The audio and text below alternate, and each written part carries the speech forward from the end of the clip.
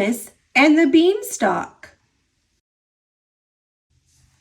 by Christy Webster, illustrated by Tommy Stubbs. It was the end of a very busy day on the island of Sodor. The engines were settling down in their sheds for the night. Thomas the tank engine thought that it would be nice to tell his friends a bedtime story. He told James and Percy his favorite fairy tale, Jack and the Beanstalk. "I like the part about the magic beans," Percy peeped when the story was over. "I wish a magic beanstalk would grow here on Sodor." "Do giants like railway engines?" James wondered. The next day, Thomas picked up a load from the farm. Sacks of beans! Thomas chuckled. "Just like in my bedtime story," he peeped. Suddenly, Diesel 10 appeared around a bend. He was speeding out of control. "Get out of my way, little toy tank engine," Diesel 10 roared. Thomas couldn't move fast enough. Diesel 10 bashed into him and raced off. Thomas crashed into a side rail and tipped over. Some of his cargo spilled out of the trucks. Thomas awoke, dazed and confused. He noticed some beans scattered in the grass next to the tracks. Suddenly, a tiny leaf shot straight out of the ground. Right before Thomas's amazed eyes, the tiny leaf grew and grew into a big plant, and then into a towering beanstalk stretching high up into the sky.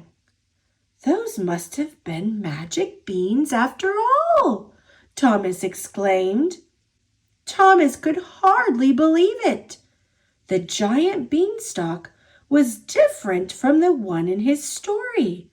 It had railway tracks circling all the way up to the top.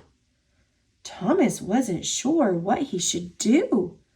This was a little scary, but he decided to be brave. He would ride up those tracks to see what was at the top of the beanstalk. Thomas started up the beanstalk. Around and up he climbed, and then he climbed some more. It seemed like the beanstalk went on forever. Finally, Thomas reached the top. He saw an amazing sight. There, up above the clouds, Thomas discovered a giant magical world. The flowers, the grass, even a set of tracks leading up to a huge castle made Thomas feel very small, like a child's toy engine. "Bust my buffers!" he gasped. "Everything's so big!" Thomas couldn't help wanting to explore. He followed the tracks into a castle courtyard. There he realized he was traveling on a Sodor-sized railway. All the buildings, trees, and railroad signs were just the right size for Thomas. It was a toy train set. Thomas looked up and around at the castle with its impossibly high gates and turrets. "Why is everything else so big?" he wondered aloud. Then Thomas heard the sound of a steam whistle. The whistle was the most beautiful Thomas had ever heard. It sounded almost musical.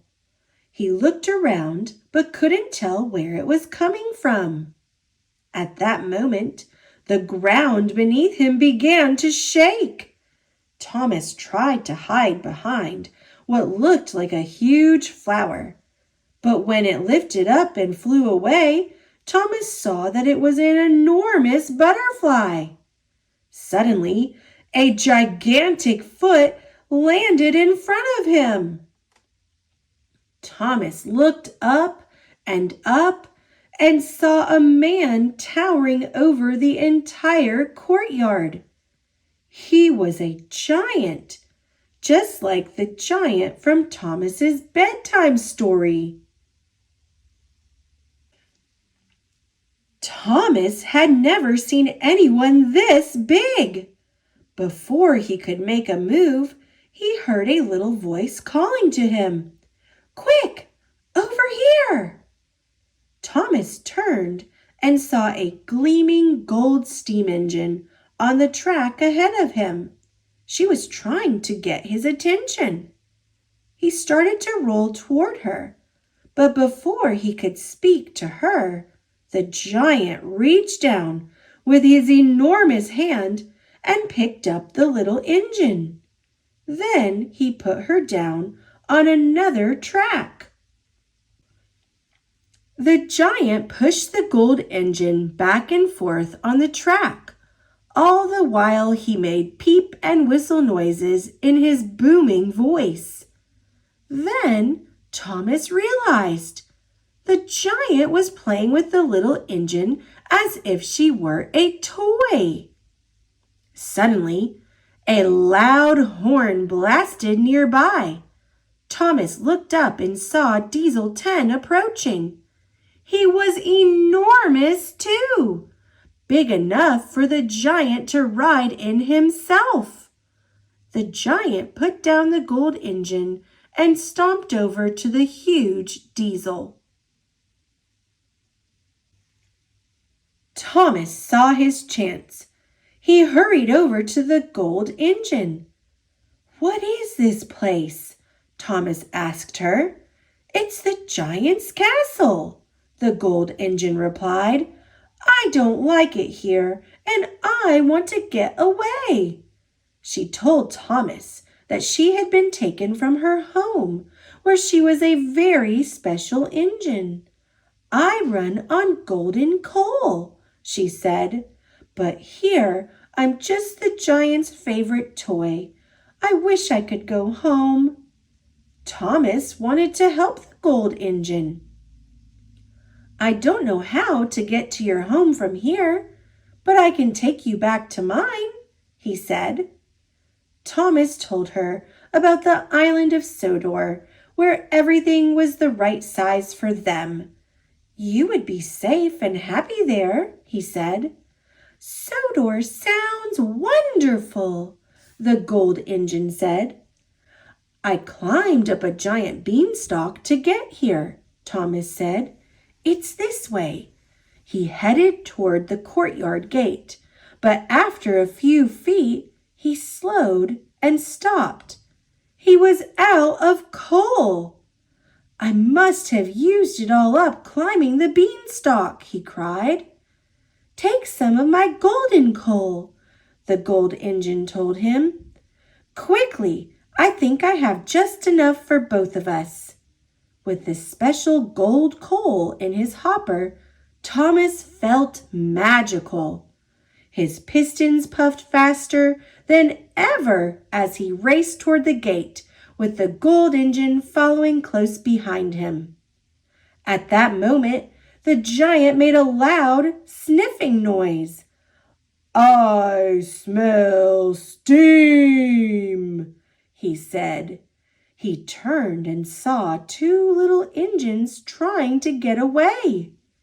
His thunderous voice boomed, "Fee, fi, fo, fum. I see two engines on the run. If they're toys or if they're real, I'll now have two engines to steal." The giant and Diesel 10 chased after Thomas and the gold engine as they steamed out of the courtyard. "Get back here, little toy tank engines!" Diesel 10's booming voice rang out. Thomas sped up, heading toward the Beanstalk. If they could just get back to Sodor, he knew everything would be all right. Thomas and the gold engine barreled down the tracks, spinning around and around the Beanstalk. "We made it! We're on Sodor! We're home!" Thomas cried as they reached the bottom, feeling a little dizzy. But when the two engines looked up, they were shocked to see that the giant was coming down the Beanstalk after them. "Oh no!" Thomas exclaimed. "Sodor is full of little engines. The giant will want us all for his toys." Thomas thought quickly. He backed up and bashed into the Beanstalk with all his might. He saw his friends James and Percy in the distance and called to them for help. Soon, all four engines were slamming into the Beanstalk over and over again, as hard as they could. Finally, it looked like the Beanstalk and the giant were about to fall. Thomas closed his eyes, bracing for the crash. Thud! Thomas opened his eyes as he felt himself being tugged. Two engines were pulling him upright. Percy and James were still there, but the little gold engine was gone. "What happened?" Thomas asked. "Where's the Beanstalk?" "Beanstalk?" Percy asked. "What Beanstalk?" "We came to help when we heard about your crash with Diesel 10. Thomas told his friends about everything that had happened. The Beanstalk, the magical world above the clouds, the giant, and the special gold engine. "It all seemed so real," he said softly, "but it must have been a dream." "I guess giants really do like railway engines after all," James said with a chuckle. "Thomas, look," Percy said. Thomas's driver was holding up a single piece of gold-colored coal he'd found in Thomas's hopper. The driver looked puzzled. "What is that?" James asked. Thomas gasped. He didn't know what to say, because it had all been a dream, hadn't it?